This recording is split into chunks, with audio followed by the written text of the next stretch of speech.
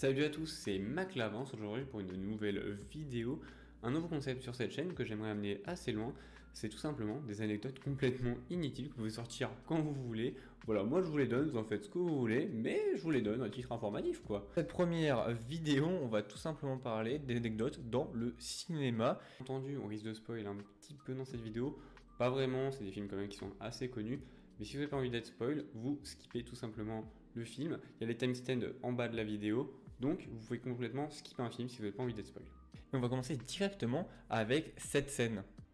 Il a emporté le corps, il est venu et il l'a pris. Et pourquoi il aurait fait ça? J'en ai aucune idée, moi, arrête. Pourquoi il a essayé de t'écrabouiller? Pourquoi il a fait de la choucroute sur la tête d'Hélène? Il nous fait marcher. C'est bon, Julie.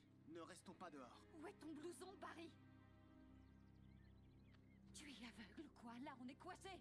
C'est exactement ce qu'il veut. On peut pas prévenir la police, plus maintenant. Il a fait ce qu'il fallait pour.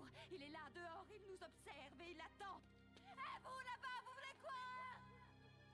Qu'est-ce que vous attendez? Ceux qui n'avaient pas reconnu le film, c'est le film Souviens-toi l'été dernier réalisé par James Gillespie, sorti en 1997 avec notamment Jennifer Love Hewitt que vous avez pu reconnaître dans le rôle principal. Le film est d'ailleurs considéré au fil du temps comme l'un des films fondateurs du renouveau des slashers dans les années 1990. Ce film est d'ailleurs inspiré d'un livre, alors inspiré assez librement quand même, on va pas se mentir, du roman donc Comme en Un mauvais rêve de Louise Duncan, publié en 1973. Et là, vous allez vous demander pourquoi on s'intéresse à cette scène. Eh bien, tout simplement parce que cette scène a été pensée par un enfant. Alors, vous allez me demander déjà qu'est-ce que c'est un enfant sur un set de film d'horreur, et puis surtout comment l'enfant a eu l'idée. Bref, alors je vais vous résumer tout ça. En fait, tout simplement, l'enfant aurait gagné donc un concours qui lui permettait en fait de rentrer sur le casting et tout. Enfin, vu que c'était inspiré d'un livre, du coup c'est pas très étonnant qu'il y ait des enfants qui eu vent en fait du film, tout simplement. Mais, et c'est là qu'il y a un mais, la scène était au départ une blague. En fait, tout simplement, l'enfant avait donc dit à Jennifer Love Hewitt et au producteur qu'au final, il faudrait qu'elle sorte en hurlant, etc. Et les scénaristes et tout avaient trouvé que c'était sympa pour l'enfant de le faire, mais ils n'avaient pas pensé à le mettre dans le film. Mais la scène a tellement plu qu'au final, ils l'ont rajouté dans le montage et ça a donné cette scène qui est devenue culte au fil du temps et on pourra donc remercier cet enfant. Donc personne n'a de nouvelles parce qu'au final, Jennifer Love Hewitt, du coup, dans une interview, a déclaré que l'enfant, on ne sait pas ce qu'il était devenu et même aucune trace du concours tout simplement, mais cette scène est là et elle aurait été pensée par un enfant. En continuant sur les enfants qui ont eu des super bonnes idées dans les tournages, on va parler de Thor Ragnarok, film sorti en 2017, réalisé par Taika Waititi.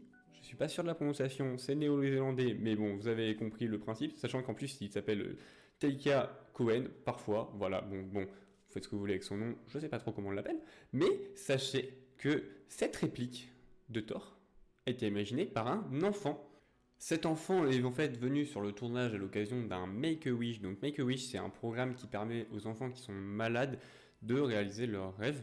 Et du coup, cet enfant a donc parlé avec Chris Hemsworth et lui a dit « Ça serait super cool que tu dises que tu connais Thor, que tu connais Hulk et que tu dises que c'est un copain du travail. » Chris Hemsworth a super accroché à l'idée, l'a inclus dans son dialogue.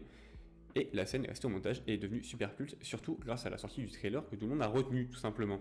Sachez aussi d'ailleurs que Thor Ragnarok a 91% de ses dialogues qui sont de la pure et totale improvisation.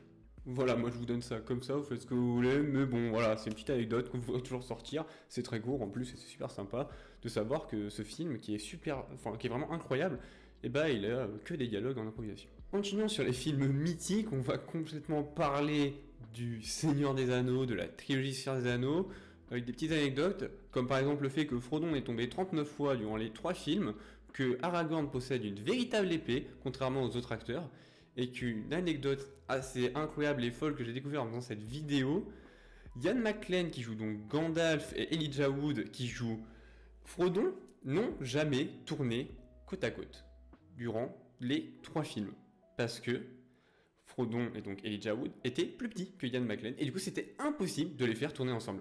Voilà, j'espère que je vous ai pas détruit tous vos rêves du Seigneur des Anneaux, mais moi ça m'a assez surpris quand j'ai su ça. Pour finir, on va parler de l'un de mes films préférés, Whiplash, sorti en 2014, qui raconte l'histoire d'un batteur et de son professeur slash mentor dans une relation extrêmement conflictuelle et extrêmement violente, on va dire. Et c'est un film incroyable, je vous le conseille, franchement, allez le voir. Et je vous donne quelques petites anecdotes sur ce film. Ce film parle donc de batterie, et sachez donc que Miles Teller, le héros du film, a fait toutes les scènes de batterie lui-même. C'est vraiment lui qui joue durant la plupart du film, sauf les moments où il y a les trucs de double pédale et que c'est des trucs très près, c'est pas vraiment lui, mais le reste du film, c'est 100% lui. Et pour la dernière anecdote, on va quand même parler de cette scène.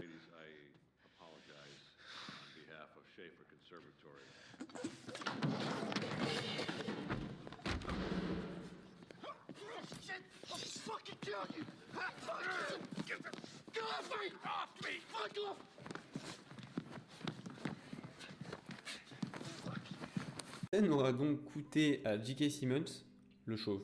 Ouais, vous avez pas vu le film. Si vous avez pas vu le film, vous savez pas qui c'est J.K. Simmons. Mais du coup, c'est le mec qui est chauve.